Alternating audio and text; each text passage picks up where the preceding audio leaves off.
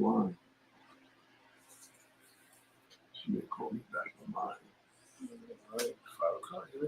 Good afternoon, ladies and gentlemen, and welcome to another episode of Sports Talk with Eddie, presented by Our Time Press. Got a beautiful day in the city today, beautiful day in Brooklyn as we approach the last week of summer. I think it's the last week of summer or not.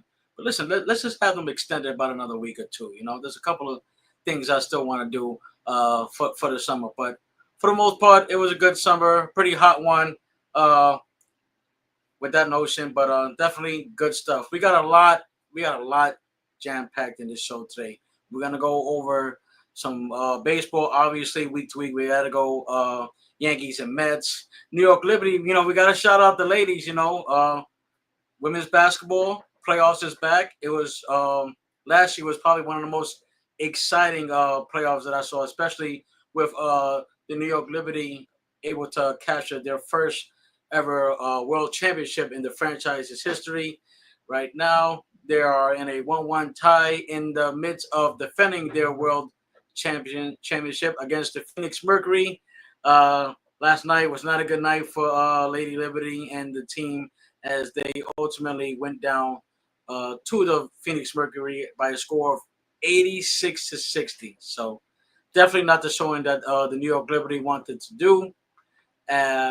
The third game will be tomorrow night in Phoenix, 9 o'clock Eastern. We'll see if Breanna Stewart, you know, she was questionable during yesterday's game.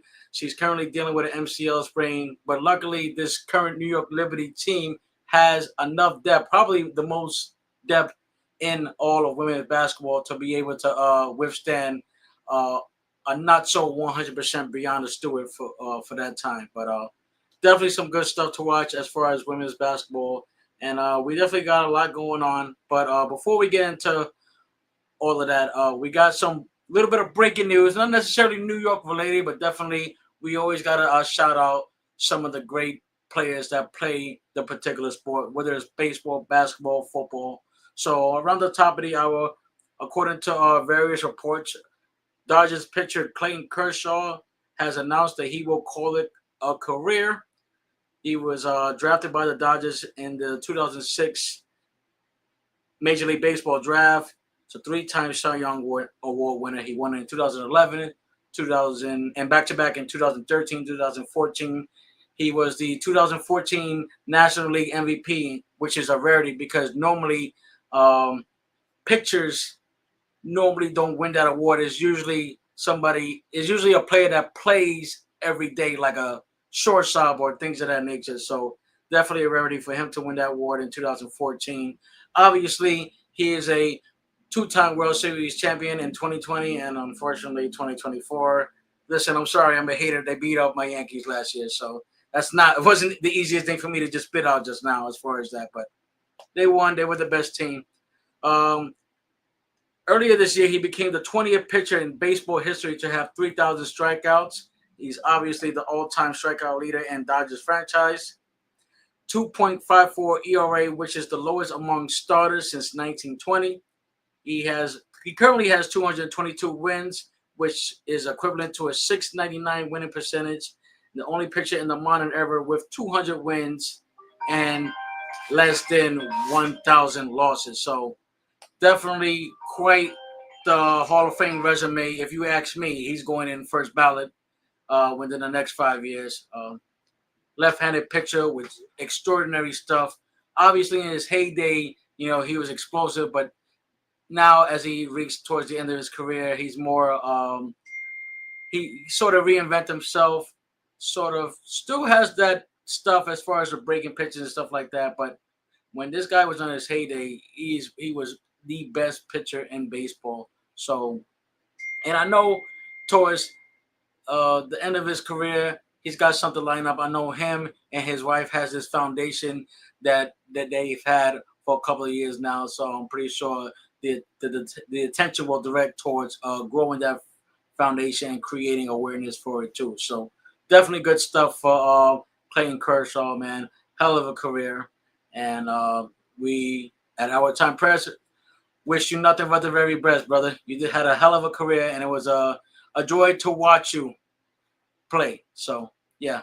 So we're gonna shift over to the world of boxing. Now, obviously, boxing doesn't really have that spark that it normally had, back in the day and stuff like that. I mean, listen, back in the day, you go to my house. My house was the place to be. I remember all my friends around the area. We used to come by my house. We would have the big old flat screen TV. This is when Toshiba was like extraordinary back there.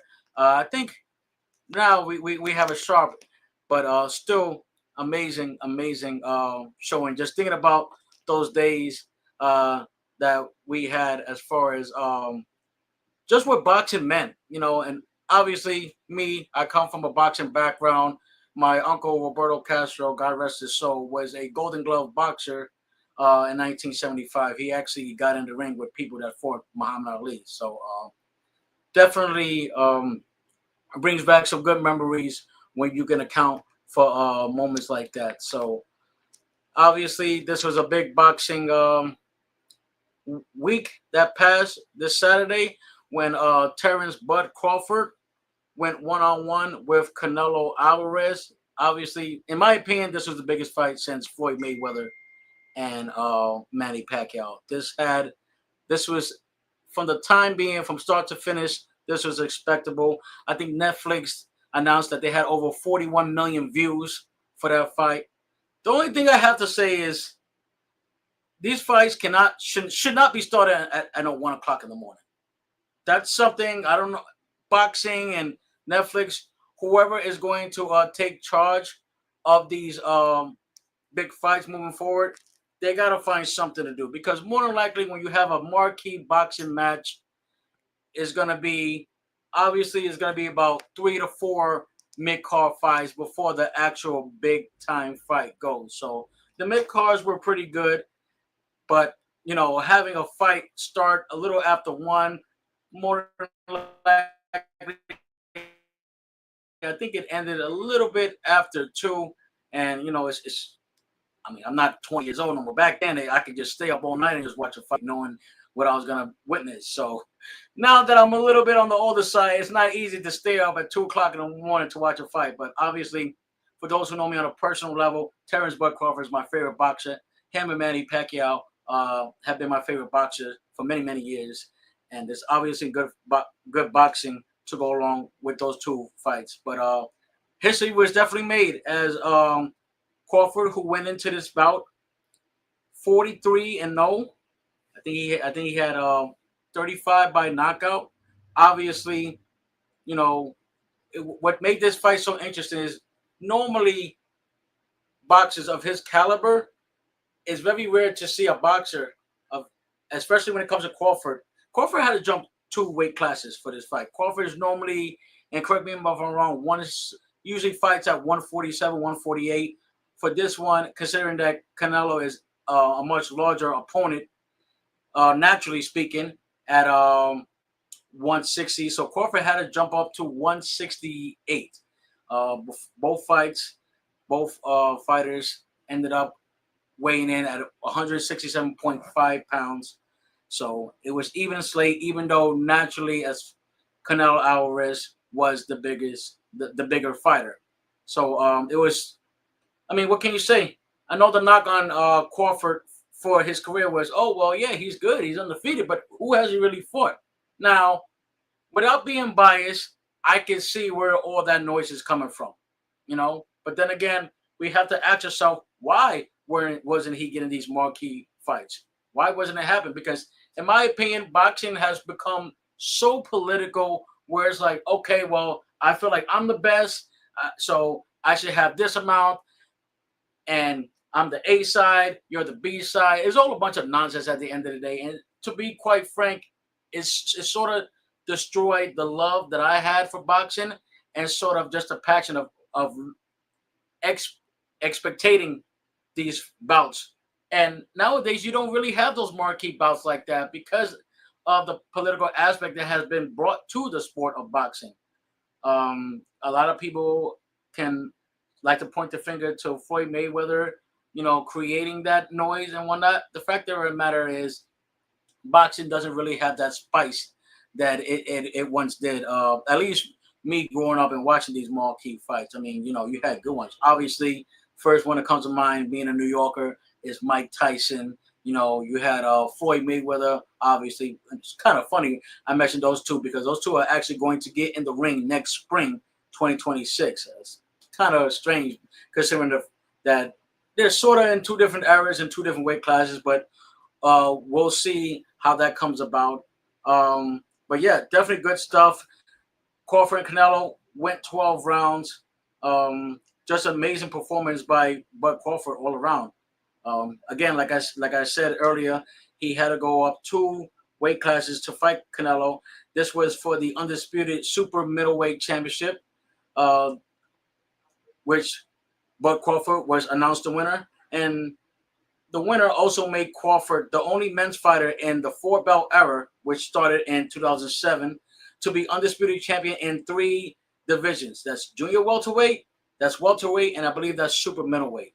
So this is something. This is not just a marquee win. Obviously, when you go against someone of the Canelo Alvarez's caliber, and you are able to get a marquee win, it's special. But to do it, to have Crawford do it in the fashion that he did it in, it's nothing short than astonishing. It was quite the spectacle. It was exciting. But please, whoever sees this, boxing, WBC, Netflix, the Zone, whoever's in charge of these marquee boxing bouts moving forward, could we just get these damn matches a little bit earlier? At least make the main event 11 o'clock.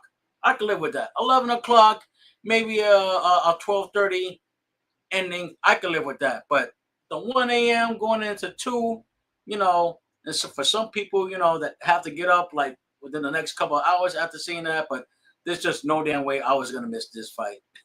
No way I was gonna miss this fight. I actually sat down and watched it with a cousin of mine, my dad, and my uncle, who are big boxing fights. Obviously, we're a big boxing family. From my uncle's roots. So definitely it was an amazing fight, amazing performance by Crawford, and he pretty much showed his will. Crawford's always been a defensive juggernaut, so you would say. He knows how to make his moves and whatnot, and you could see there was points within the fight where Canelo seemed frustrated as far as not being able to knock down the power shots that we know Canelo Alvarez to do so. And another thing that we saw, which has been Crawford's bread and butter for as long as I can remember, is his counterpunching. The counterpunching within that fight was just exceptional. I did a little scorecard um, at home. I had like I said, it was a dominant fight on Crawford's end. I had maybe Canelo winning maybe 3 or 4 rounds the entire fight. And again, this is being unbiased. This is how I saw the fight with my own eyes, as far as like the scorecard structure and how I was able to view the fight, my own opinion. The one question that I had off the air from people was, "Hey, do you think that Canelo's gonna call it a career? Do you think that his best days are behind him?" I really don't want to say that because I really feel like Canelo and Crawford, they're the marquee guys who are pretty much holding up the sport of boxing. I do believe Canelo Alvarez has lost the gear. I think there were signs of that during this fight. I think there were signs of that during the previous fight that he had back in May, if I'm not mistaken, against William Skull. I think he had that fight. Uh, the last impressive performance we really had from Canelo was probably against Berlanga. And you guys can quote me if I'm wrong, but you know, he is 36 years old. He's been fighting since forever. I think he was 23 years old when he fought Mayweather. So if you calculate that, that's a lot of longevity. He's got over 60 wins under his belt. I think this became his his third loss. Excuse me. His first loss obviously was to Floyd Mayweather. Second loss coming to Dimitri Bivol, and the third loss recently was to Terrence Bud Crawford. So it'll be interesting to see what happens with Canelo Alvarez moving forward. As far as the boxing rankings, Canelo was at number 3. I think he goes down from 3 to 8. And obviously, with this victory for Bud Crawford is now considered the number 1 pound for pound boxer in the world. Well deserved.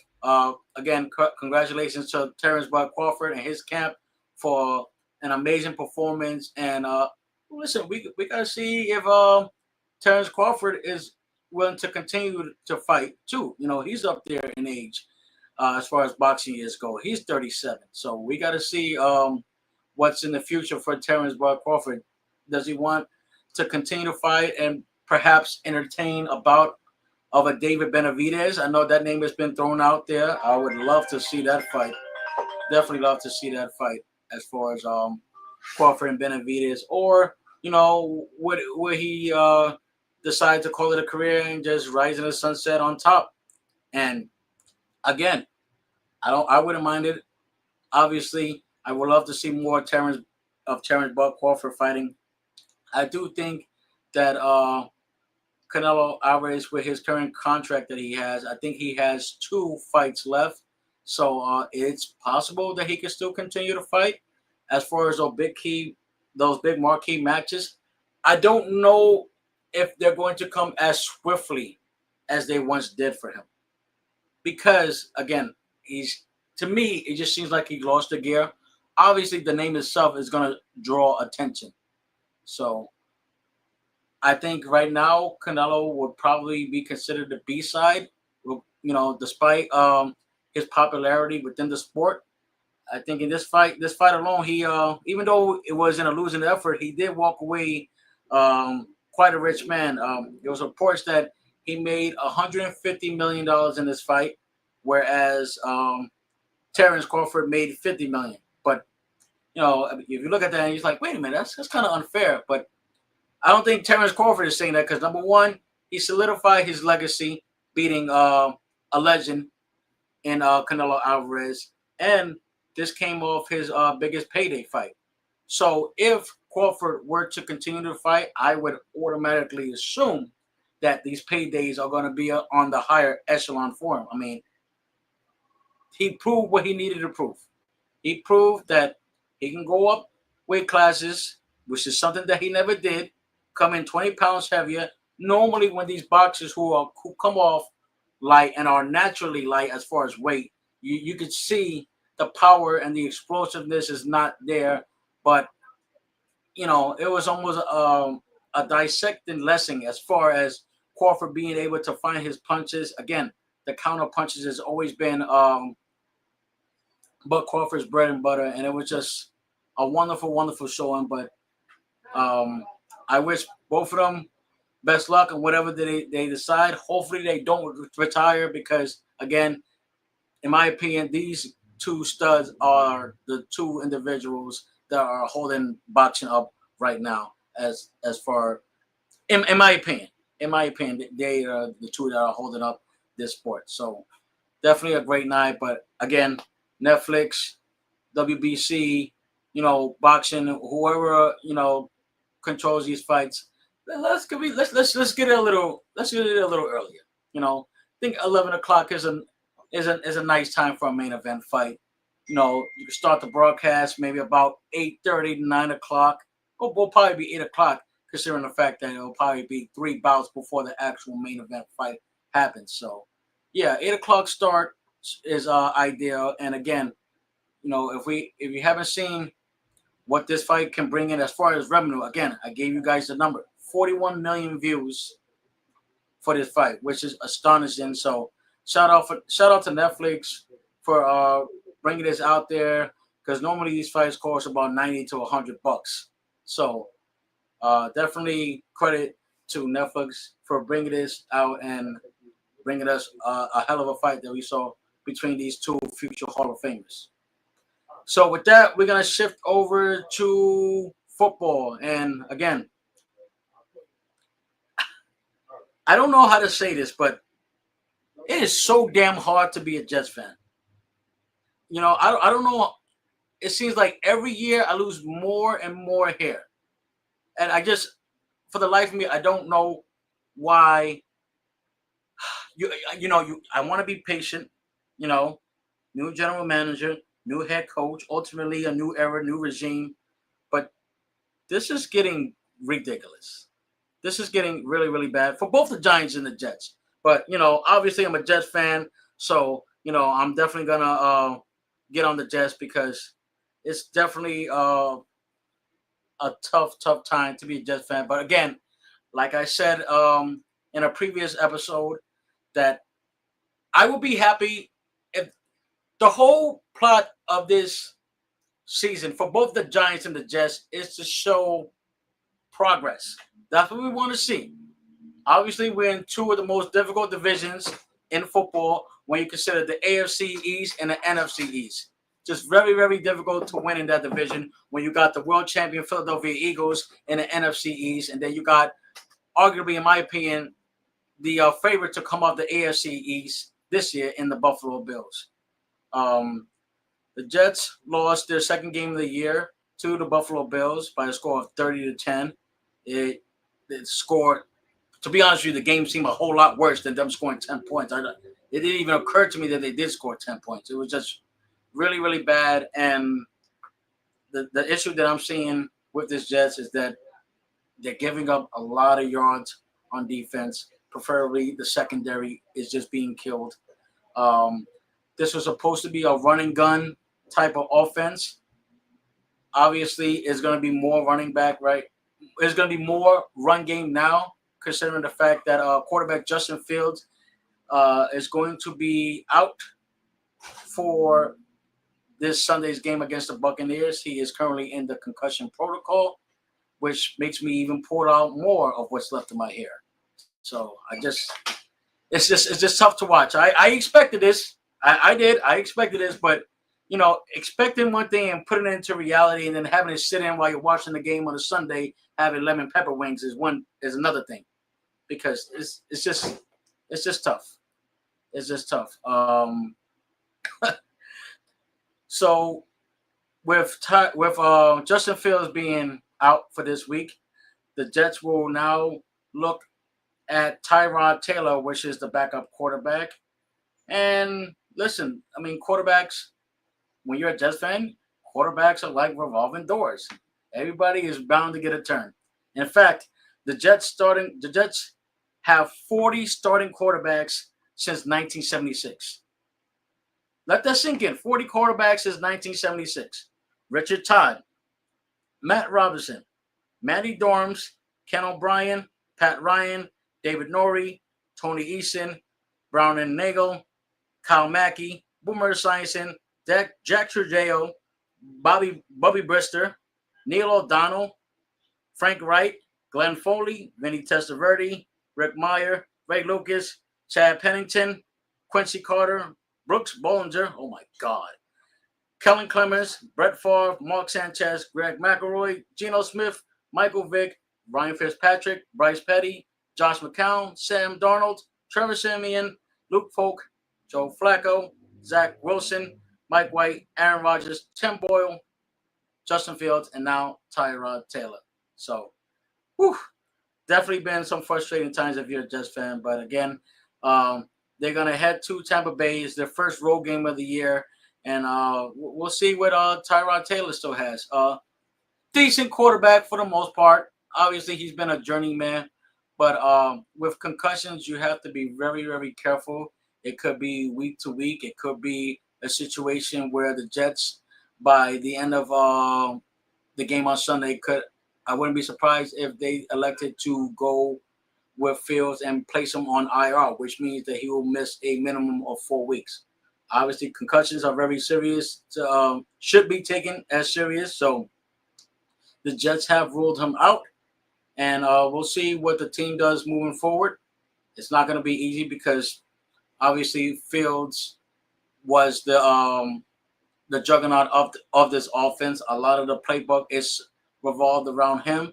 So you're going to enter Tyrod Taylor, who is not as mobile as he once was back in his heyday. So it is going to look – the offense is going to look entirely different. But we'll see what the Jets can do against a pretty gritty Tampa Bay defense. obviously led by Todd Bowles, former Jets head coach. As far as the Giants go, the Giants played fairly well. They lost a tough one in overtime to the rival Dallas Cowboys by the score of 40-37. Definitely a back and forth affair between the two. And listen, let's give it up to Russell Wilson. I mean, even to me, you could tell that he lost a step, but that throw, that 40 plus yard bomb that he threw to Malik Neighbors was insane. It was probably one of the best throws I've seen Wilson complete in the past couple of years. So I think for the most part, he sort of saved his job stability at least another week or so. Again, on last week's episode, I did predicted that after 4 games, if the Giants continue to play bad, they would.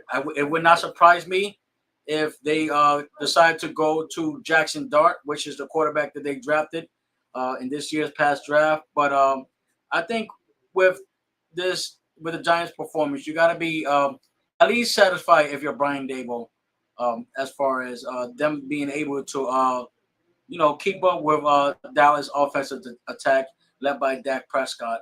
So we'll see what the Giants have in store. But again, it's if you're a New York football fan, it's definitely tough being a New York football fan as both teams combined are now 0-4. No New York team has won a football game.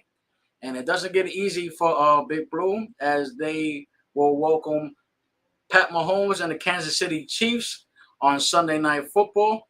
So that is for sure going to be a game to watch as far as the Sunday night cap to go as far as the week 3 goes in the NFL football season. It's just amazing. We're already in week 3. Season is moving along quite fast. So it's going to be interesting to see what happens with the two teams. But again, not to contradict what I said, I did believe that if they play well, the Giants and the Jets would make some noise. I think, at first I said playoffs, but obviously, I can eat crow and I can eat behind my words. It doesn't look like that at all for both teams. It's a lot of youth, and we all know in sports, youth usually equals inexperience. Inexperience usually leads to a whole lot of losing.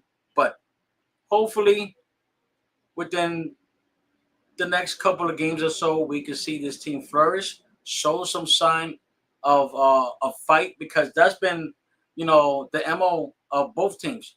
Show some damn fight. Show it for a Sunday.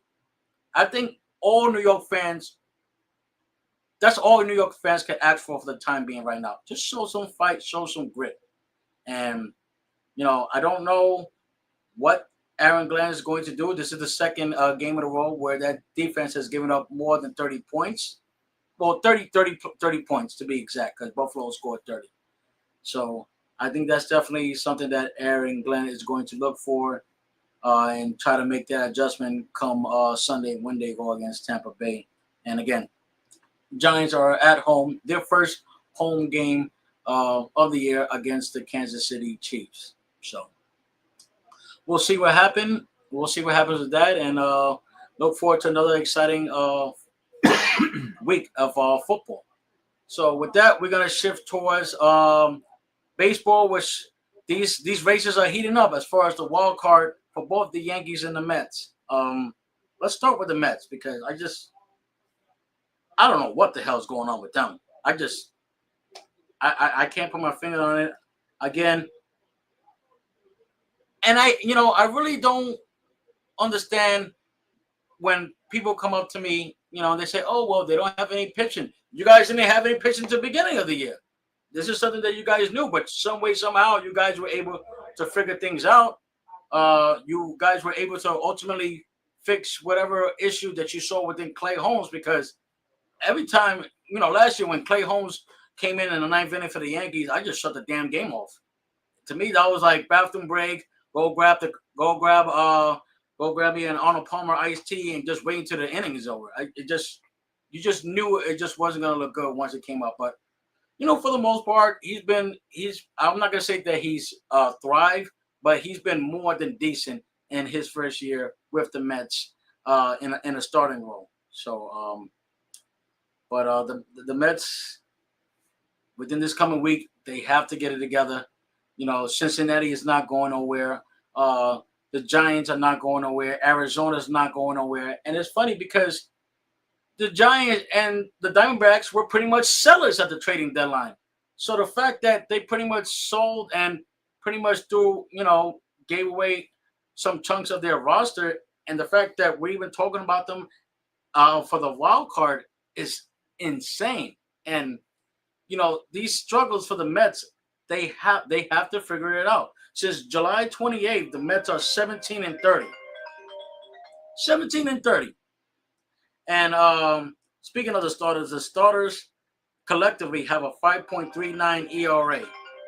So they got you got to figure things out. You got to figure things out because this team offensively is way too good for them not to make the playoffs. You got Peter Alonso who looked like he's catching fire. Juan Soto. It didn't even occur to me that Juan Soto had I think he has 30 plus stolen bases. I gotta check to see how many he had his long year with the Yankees because I was like, holy cow! Like when I seen that, I was like, damn! Like okay, that money is paying off. He's got 40. He's gonna get 40 home runs.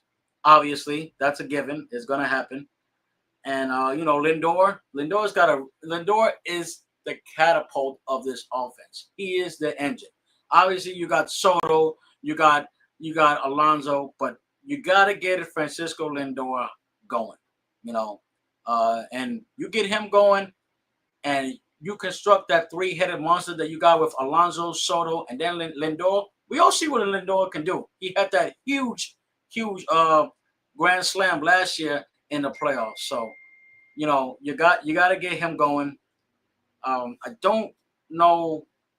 Listen, if the Mets, and you heard it here first, if the Mets do not make the playoffs, it's going to be one of the biggest collapse in baseball history. And I'm gonna tell you why. This is me being unbiased. You go into the season, you make the big deal for Juan Soto, 15 years, 760 million. You make the biggest splash of the offseason.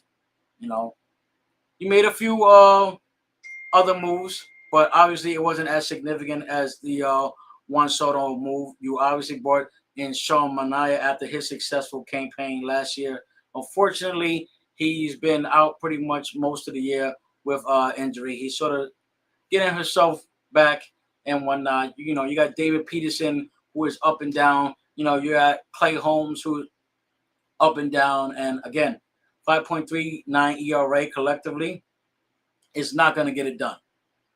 So some way, somehow, they got to find a way. And their bullpen, too. Their bullpen is really just out of whack. This Ryan Hensley deal is just really, really looking bad.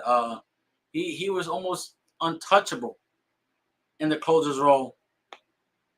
And, since he has made, I'm not going to say a lower leverage, but obviously anything as far as a closer will be considered lower leverage when you're coming out the bullpen. But he has given up more runs during his short stint as a man that he gave up as a Cardinal all year, which is insane. Because if you look up those numbers, you're wondering, like, geez, how do we ended up? Is this the same picture? So I can't fathom why that's always an Achilles heel when it comes to certain, pitchers making it adjustments and stuff like that. As far as bullpen, I would understand that if he was a relief pitcher converting to a starter or vice versa, as far as being a starter converting to a relief pitcher. But listen, you're a bullpen piece. You're playing a lesser role, obviously, because the Mets have Edwin Diaz. But you got to get it done. And the struggle with the Mets is that the starting pitcher has been mediocre at best. And then if your starting rotation is mediocre, and then you're pretty much putting a lot of pressure on the offense for them to score damn near 5 or 6 runs a game just to secure a win. So these are the issues and the discrepancies that this current Met team is having. But they're still a good enough team to make the playoffs. Obviously, it's going to look like the wild card because they're not catching the Phillies. They're just not. I think everybody at this point knows that that's pretty much that division is pretty much a foregone conclusion as far as the National League East go. But obviously, the wild card is still being decided. The Mets, I think, have the last wild card in the National League. Correct me if I'm wrong, because it just seems like that wild card just changed sporadically. So yeah, listen, Mets got to get it together, regardless of what their pitching situation is. Their pitching is what their pitching is. But you know, the every game from tonight moving forward is a playoff game. I think you got about 12 or maybe 12 or less games in the season, and listen, they got to find a way. You got to find a way. I think it's safe to say now, and I'm gonna let the cat out of the bag. My prediction before the season probably won't come into fruition.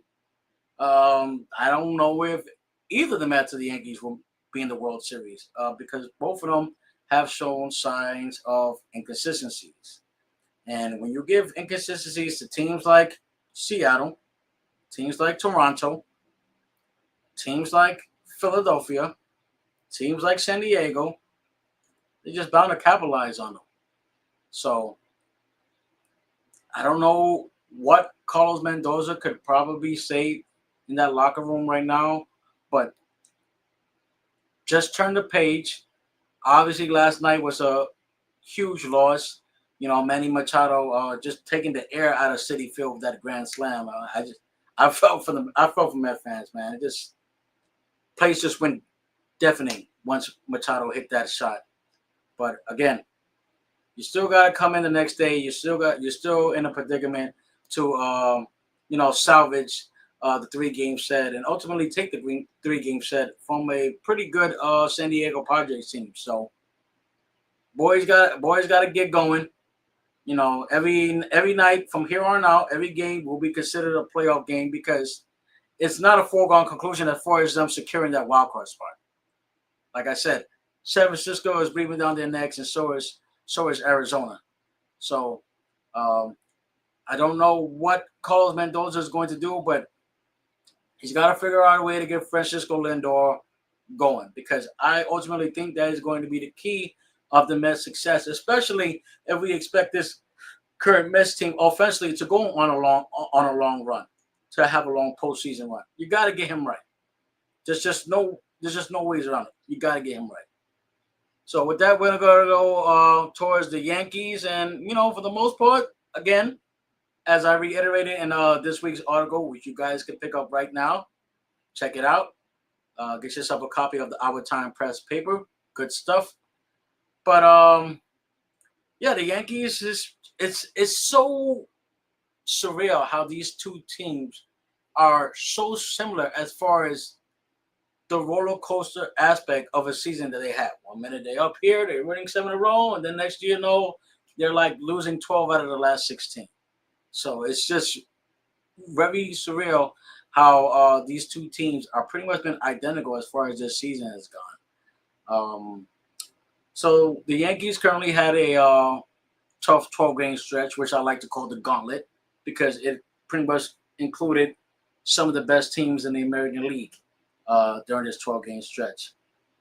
They were able to go into Houston, took 2 out of 3 from Houston, came back to the stadium, took 2 out of 3 from Toronto.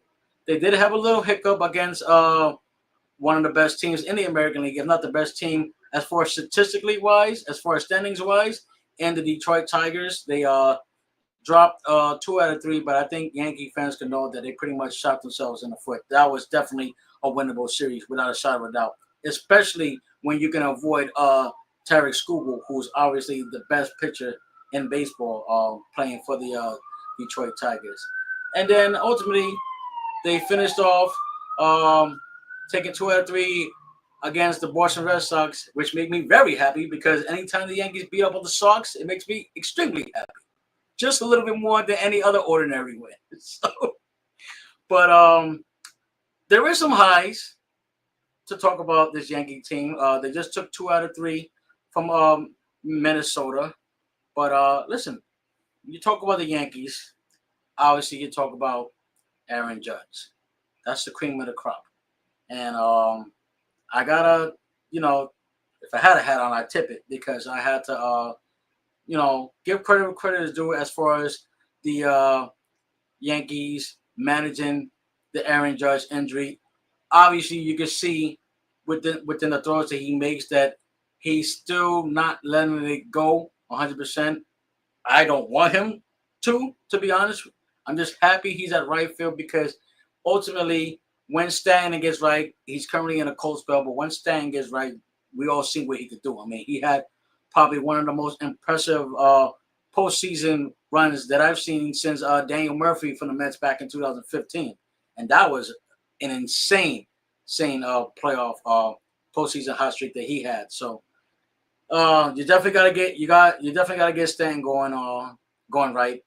I think depending on how far this Yankee team can go, this postseason is probably the most important postseason for Aaron Judge as far as legacy goes. Because again, the departure of Juan Soto, the unfortunate season-ending injury to Garrett Cole, and then having to deal with the same similar injury to Clark Schmidt. It pretty much was a huge blow to the Yankees as far as being able to construct their starting rotation. But for the most part, they've kept it together. Luis Hill, who's pretty much who missed a chunk of the season, he came back and he's starting to look like the Luis Hill of last year. Obviously, the walks, he needs to really control the walks because he's the type of pitcher that when he doesn't ultimately have his command, he tends to walk a lot. And obviously, if you're a baseball fan or even a casual baseball fan, we all know that if you surrender walks, it can come and bite you in the rear end with runs. So definitely need to watch out for that because I think if you were to consider, let's say for pretend, Yankees win the first wild card, they obviously will go against the second wild card. I assume would be the Boston Red Sox if they can continue to salvage wins. Wouldn't that be something? Playoff series, Yankees Red Sox rivalry. I definitely got to see if I can get a ticket for that. Yeah, ultimately the Achilles heel for the Yankees is their bullpen. Their bullpen is garbage. I'm sorry. Not to be vocal or anything, but that's just pretty much what it is. It's been ridiculous. It's been really terrible. For the most part, I want to say the beginning of the year, even with the rotation and even the bullpen for that matter, it was pretty good. It was all right. I think there was a point where the rotation had the second best ERA in baseball. Obviously, that's not the case right now, but the bullpen has always been an issue as far as this season goes. I gotta give credit where credit was due because General Manager Brian Cashman did take the necessity to try to correct it. He was able to swing, no pun intended, swing 3 arms for the bullpen in Camilo Doval, Jake Bird, and David Bednar. And it seems like for the most part, Bednar is the only one that's been pretty decent for the most part. Jake Bird, after a couple of rough starts, was optioned to AAA. And Doval, with the stuff that he has, especially what he displayed in San Francisco Giants uniform, just doesn't seem to have it right now as far as taking a different role. And again, it leads me back to the Ryan Hesley effect with the Mets. Having these significant roles change? Does it really affect the picture? I don't know because you see certain situations where it's like, damn, maybe that's just what it is because after Bellinger hit that 2-run shot last night in the 9th inning, which made the score to 10-5, you don't necessarily need to put Bednar in that situation because it's not a safe situation. Enter Camilo Doval. 9th inning, he looked like the Camilo Doval that I saw highlights of in a San Francisco Giant uniform when he was the closer. So I don't know if there's sort of a butterfly effect with that, as far as like a pitcher's mindset, knowing that he's not getting the last 3 hours of games, as opposed to being spotted in a high leverage situation. Speaking of high leverage situations, I gotta tip my hat to Devin Williams. I gave him the moniker name of low lev Dev because it seemed like he was only effective when you put him in low leverage situations. But the past 4 or 5 outings, he's been a lot better. I'm not gonna say that he's been the closing pitcher that we've known and loved for the past 4 years, where he was considered one of the best closers, if not the best closer in baseball. But you can see that Aaron Boone is showing a lot of trust in him, especially put him in those high leverage situations. At the time, it was still an 8-5 game. It's still a high leverage situations. You plug him in the eighth, and that changeup was just as filthy as it was to begin the year. So hopefully, Devin Williams was able to find something, because by God, that Yankees bullpen needs something. It needs something. Just to let you know how bad the Yankees bullpen is, the last 70 games, the bullpen has pitched to a 5.89 ERA. That's last in baseball. Just letting you guys know. That's last in baseball. So for the time being, you can pretty much say the Yankees have had the worst bullpen in baseball, aside from David Bednar. So, again, it's not necessarily a pitching rotation thing when it comes to the Yankees. Obviously, they lack depth. But if you were to go to, I think the wild card series, I think it's 3 games, give or take. I think it's a best of 3, if I'm not mistaken. But obviously, Max Fried is probably going to be number 1. If it was me, I would probably put in a right-handed pitcher. But again, you can't really do that because you don't know what you're going to get out of these right-handed pitchers. Right now, it just seems like it's a horse race between Luis Hill and Cam Schlittler, who's been really, really dominant the past. What since he got up? He's had a few hiccups. Obviously, his last start a few days ago was pretty much uncharacteristic. He seemed like, for the most part, as far as what I've seen, he seems like a guy that really attacks the strike zone. He throws a lot of strikes.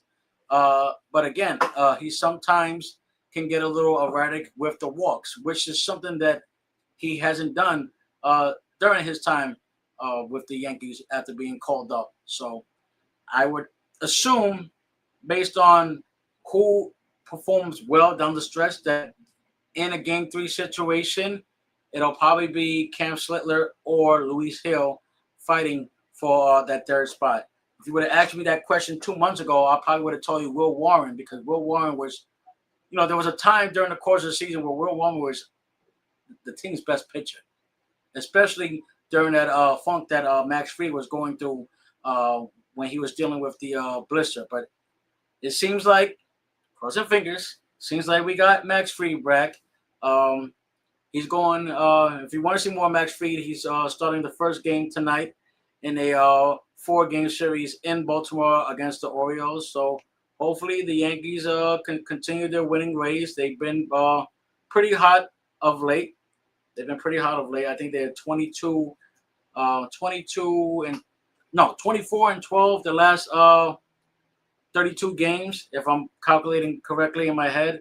So that's some pretty damn good baseball, considering the fact that they had a rough stretch where they were like 18 and 29 or something like that. So definitely good to see some Yankee winning baseball. And again, it all starts with Aaron Judge, but let's give some credit to Trent Grisham, because when the Yankees ultimately acquired Juan Soto, we gave them some pitching assets, and in return, we got back Soto and we got back Grisham. Grisham was supposed to be the throw-in of that trade. And I think if you calculate what he had last year, and again, it's a little bit unfair to throw these numbers out, considering the fact that he was playing behind Juan Soto, and I think Dominguez was ahead of him at that time. So he had 9 home runs last year. Last night he hit his 32nd and 33rd home run of the year, which is amazing because I didn't even think this is coming. I never saw this coming. I think if any Yankee fan needs to be real with themselves, if they could actually say, "Hey, well, I saw this coming. I didn't see this coming." I'm happy that it's coming, and I'm so happy that he's on our side. His swing is just very simple. It's very short, you know, and man, when and he hits them pretty damn far. So it's a nice, sweet, regular swing that you get out of Trent Grisham. So definitely happy that he is on our side. Again, he's been hotter than a fox in a forest fire the last couple of games. In fact, since August 20th, he leads all Major League Baseball players in home runs. He's got 11. So you bring in Grisham, I would assume that he will be in a playoff series. I would assume that it will be either him or Ben Rice. That would be the starting lineup. Obviously, that all depends on righty-lefty matchups. I think that the Yankees would ultimately go with Ben Rice at the top of their lineup if they're going against a lefty, whereas they will probably convert to Grisham in the starting lineup when it comes to righties. But for the most part, he's been a godsend to that roster alongside Aaron Judge. And one begs you to think, where would this Yankee team be without the heroics of Trent Grisham? Because if you really look at the games, especially the home runs that he has hit some big time home runs. I can remember last month when he hit that huge grand slam in Atlanta. It was insane. I think I lost my voice that night. And then obviously the huge 3-run shot against Houston. So, aside from him having his best career as a pro, he's been clutch. And until Judge and Stanton figure out this cold streak, you can see Judge is coming out of it. He had three hits yesterday. Obviously, this is it looks like for the most part, barren health permitting, that he is going to have his fourth straight season of 50 home runs. He's two away from that at 48, and he's still in the in my opinion, he's still in the run for the MVP. But obviously, if you see what Kyle Raleigh is doing down in Seattle, it just makes the conversation even more difficult.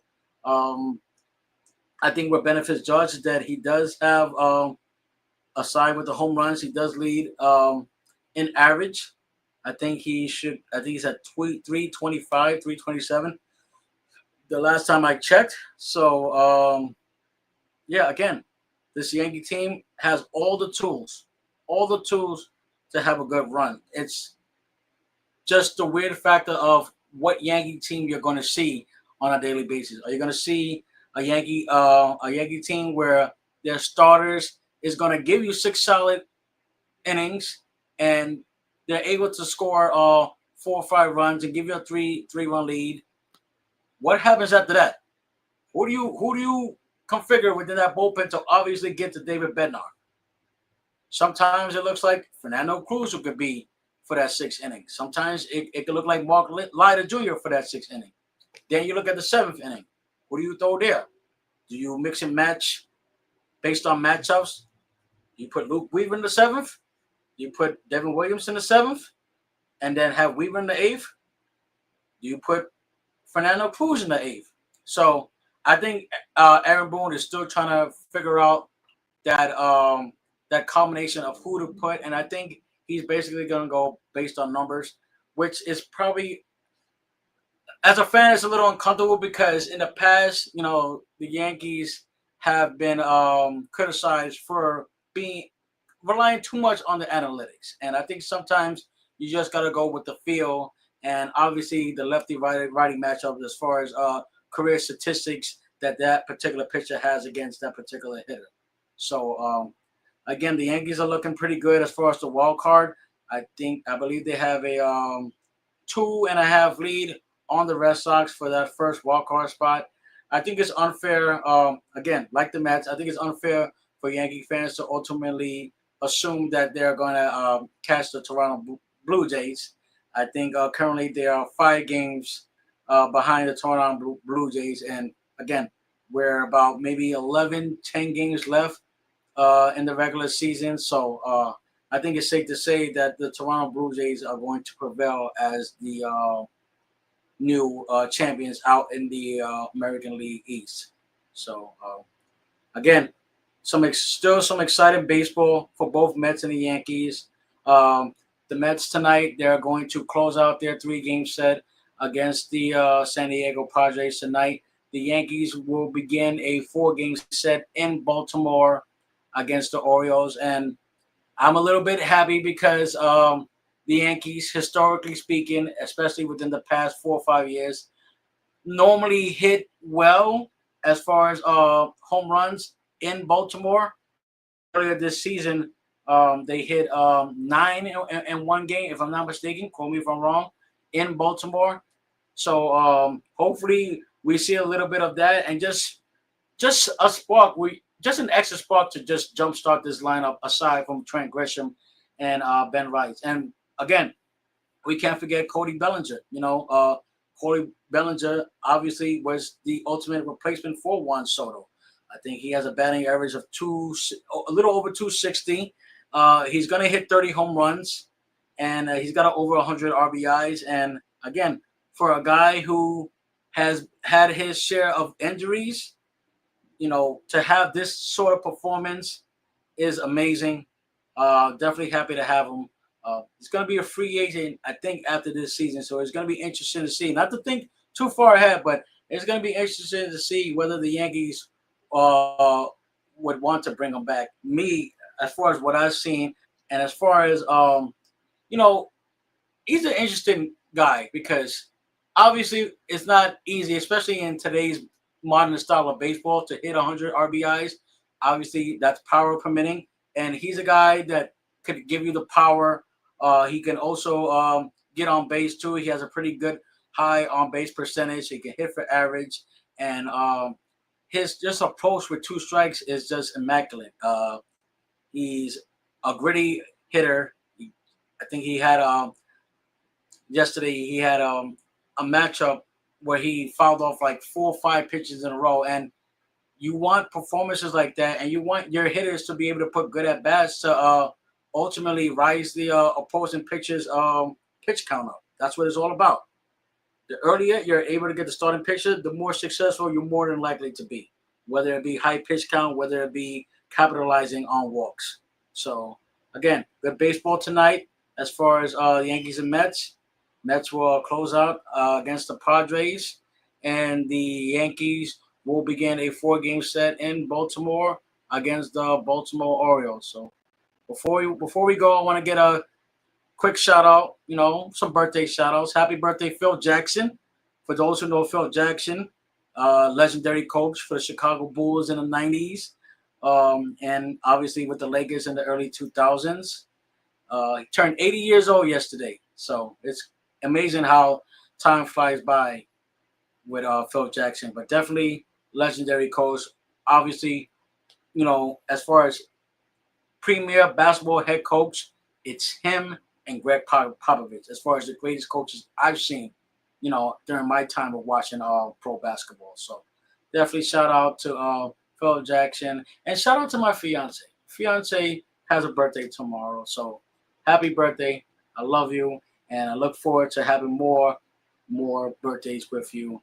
And I'm looking to eat more food, especially when you're not looking around. So yeah, definitely good stuff. So again, thank you guys for tuning in.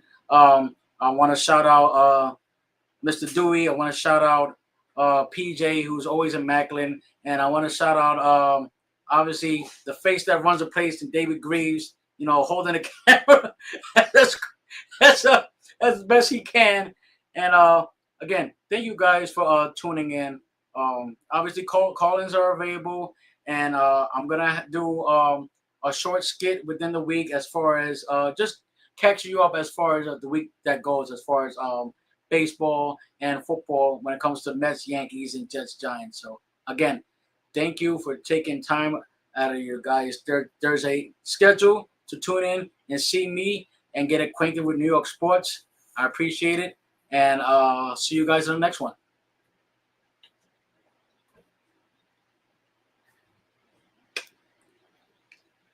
I think she takes this off. I'm sure she cuts us off at this point. Yeah, I would hope so. Oh, hey. Oh, there you go. Oh man. Whew. Hey man, this camera kept on. Yeah, I mean, it was just. Okay. No, Just drooping. it was like the Saturday Night Boxing fight. Yeah, Just kept taking blows and it just kept leaning. Okay, I'll make sure. Right. Yeah. Well, listen, we were able to keep it together. I said, oh, You know. you unplug me. Yeah. See this. Yeah, Grease was telling his No. Yeah. he was telling the soft hands that he had back in his track days in Syracuse.